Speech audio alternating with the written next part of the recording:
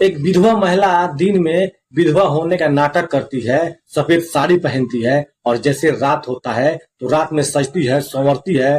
हर वह चीज जो सुहाग का होता है वह सारा चीज करती है और सज सवर के वीडियो कॉलिंग रात में बात करती है। आप सभी को नमस्कार, आदाब। मैं अब्दुल सैफी, जो कि आप देख रहे हैं अब्दुल सैफी सफर। फिर एक बार न्यू कहानी के साथ, और एक कहानी है उत्तर प्रदेश के गोंडा जिला का। चूंकि दो पति पत्नी रहते थे और पति का नाम था रामकरण और पत्नी का नाम था किरण देवी। ये दोनों बहुत हंसी खुशी से उस परिवार में रहते थे। और जो रामकरण जो व्यक्ति था, उसका 3 भाई थे और उसका एक बाप था और उसका एक माता थी। बहुत अच्छा खासा उन लोगों का परिवार चल रहा था।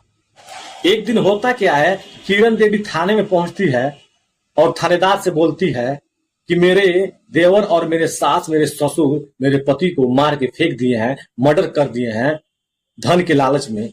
और वो किरण देवी टूट टूट के वहां पे रोने लगती है कि थानेदार साहब, मैं तो बर्बाद हो गया। थानेदार साहब, अब मेरा कोई सहारा नहीं है, अब मुझे घर से निकाल देंगे कि धन के लालच में मेरे पति को मर्डर कर दिए हैं और उनका कोई था पता नहीं है। अब किरण देवी वहां पे फूट फूट के रोने लगी। अब थानेदार को लगता है कि बात सही है। थानेदार वहां पे जाता है और उन 4-5 को पकड़ के पुलिस अपने कस्टडी में लेती है और पूछताछ करना चालू कर देती है। अब रामकरण का जो भाई था, जो पिता था, वो सब यही बोलते हैं कि मैं अपने भाई को क्यों मारूंगा, झगड़ा तो हर घर में होता है और अपने भाई को मैं मर्डर नहीं कर सकता हूँ। बाप बोलता है कि मैं जिस बेटे को पैदा किया हूँ मैं किस लिए मारूंगा। रामकरण का माँ बोलती है, मैं अपने बेटे को कैसे मरवा सकती हूँ, मैं उसको अपने तन से पैदा किया हूँ, मैं उसको दूध पिलाई हूँ।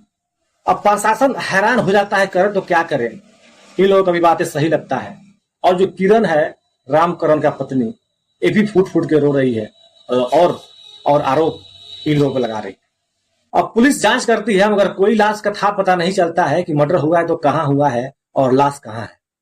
अब पुलिस हार पछता के रामकरण के भाई को और पिता को, माता को पुलिस उठा के जेल के सलाखों के पीछे डाल देती है और फिर से जांच पड़ताल में पुलिस लग जाती है।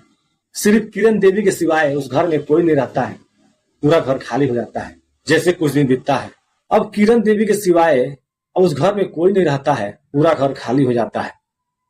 अब किरण देवी एक विधवा के रूप में जीने लगती है और अपनी जिंदगी को बसर करने लगती है उसी घर में। अब एक दिन होता क्या है, किरण देवी के पड़ोस वालों ने रात में फुसुर फुसुर यानी बातें करने की आवाजें सुनते हैं। किरण देवी के घर से जो आवाज आती है धीरे धीरे उसको सुनते हैं और पूरे गांव में जाके हल्ला कर देते हैं। अब तो किरण देवी विधवा हो गई मगर रात भर पता नहीं किससे ये बात कर रही है। गांव वालों को पूरा यह पता था कि रामकरण को उसके भाई नहीं मारे हैं, उसके बाप नहीं मारा है, कुछ न कुछ इसमें गड़बड़ है और शक था किरण देवी पे।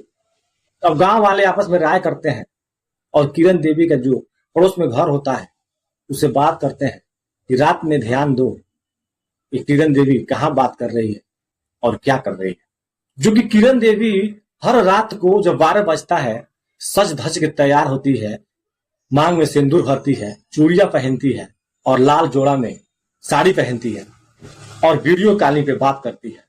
ये सब करते हुए किरण देवी के पड़ोस वालों ने सारा चीज देख लिया और वीडियो बना लिया और पूरा गांव में तहलका मच गया, हल्ला हो गया कि जब वो विधवा है तो किसके नाम से सिंदूर लगा रही है, चूड़ी पहन रही है, लाल जोड़ा पहन रही है।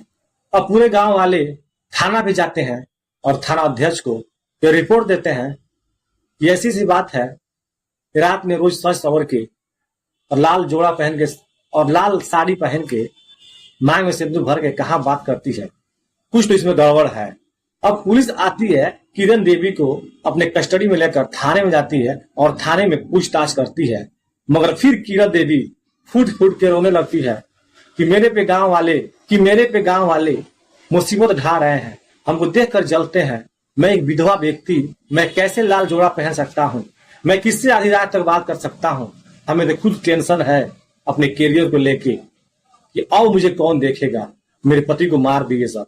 अब पुलिस भी इसका बात सुनता है तो परेशान हो जाता है। किरण देवी सही कह रही है, जो खुद परेशान है, टूट टूट के रो रही है। अब थाना अध्यक्ष डीएसपी के पास फोन लगाते हैं और बात करते हैं। बोलते हैं, सर ऐसा ऐसा बात है, एक किरण देवी औरत है, उसके पति को मर्डर हो गया है, लेकिन वो आरोप अपने देवर पे, अपने सास पे, अपने ससुर पे लगाई है, वो सब जेल है, मगर लाश अभी तक नहीं मिला है। गांव का कहना है कि यह रात में सिंदूर लगा के, चूड़ी पहन, लाल साड़ी पहन के वो कहीं बात करती है रात में। आखिर किसके नाम से यह सिंदूर लगा रही है? और मैं इससे पूछताछ कर रहा हूं तो ये रो रही है कि एक विधवा पे आप लोग जुल्म ढा रहे हैं। तो डीएसपी साहब बोलते हैं कि इसमें गड़बड़ है और आप एक काम करो, किरण देवी का फोन सर्विस लाइन पे चढ़ा दो और इस पे नजर रखो कि कहां बात कर रही है। अब थाना अध्यक्ष किरण देवी को बोलते हैं कि आप घर जाओ, तुम बेकसूर हो, और गांव वालों को किसी भी तरह समझाते हैं कि मैं साबुत मैं ढूंढ लूंगा, आप लोग चिंता मत कीजिए। अब किरण देवी जहां पे बात करती है सर्विस लाइन पे उसका नंबर चढ़ा रहता है। अब सारा रिकॉर्ड होता है। जब पुलिस को पक्का साबुत मिलता है तो देखता है कि कहां पे यह बात कर रही है, उस नंबर को ट्रैक करके और पंजाब निकल जाती है। पंजाब के गांव में वह व्यक्ति पकड़ा जाता है और व्यक्ति की पहचान होता है तो पुलिस के कदमों के नीचे से जमीन खसक जाता है, क्योंकि वो वही किरण देवी का पति होता है, रामकरण, जो उसे बातें करता था। पुलिस उसको उत्तर प्रदेश लाती है और थाने में बैठाकर पुलिस उसको बहुत मार मारती है। तब वह जाके रामकरण बकने लगता है कि मैं 3 सालों से मैं बाहर में था और मेरी पत्नी मेरे मरने का नाटक की थी, क्योंकि घर वालों को परेशान करने के लिए। और जो रामकरण का जो पिता माता 3 भाई थे वो 3 सालों से जेल में सड़ रहे थे। अब पुलिस किरण देवी को भी अरेस्ट करती है और रामकरण को भी उठा के जेल के सलाखों के पीछे डाल देती है। और रामकरण के जो माता पिता भाई होते हैं उन सबको बाइज्जत बरी रिहा कर देती है। एक वीडियो दिखाने का मतलब मैं किसी के भावना को आहत नहीं करता हूं, मैं किसी को मजाक नहीं उड़ाता हूं, मैं किसी को ठेस नहीं पहुंचा रहा हूं। एक वीडियो को दिखाने का मतलब मेरा मकसद यही है कि ऐसा ऐसा कांड हो रहा है, आप लोग इसे देखकर, इसे सुनकर आप लोग भी सावधान रहें, सतर्क रहें। और ये वीडियो आप लोग को अच्छा लगे तो लाइक करें और आप लोग कमेंट में अपना अपना राय जरूर दें कि आप लोग कहां से हैं और कहां से मेरे वीडियो देख रहे हैं। और आप लोग नए हैं तो इस चैनल को सब्सक्राइब करें, ताकि मैं इस दुनिया की काली करतूतें और अच्छाई मैं आपके सामने पेश करता रहूं और आप इसे सीखते रहें, क्योंकि बहुत काम आएगा। आप सभी को नमस्कार।